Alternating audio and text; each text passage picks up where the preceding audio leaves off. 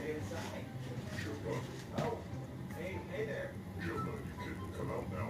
You know, I kind of like it here, though. It's like kind of cozy.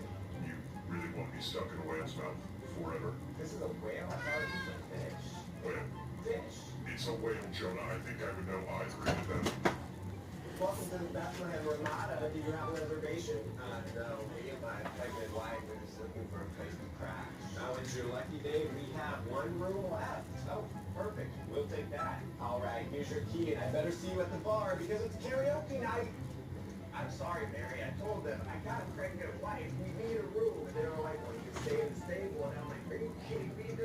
How is this a professional way to run a hotel? But I can tell you this. Once we get back to Nazareth, I am sending a scathing email.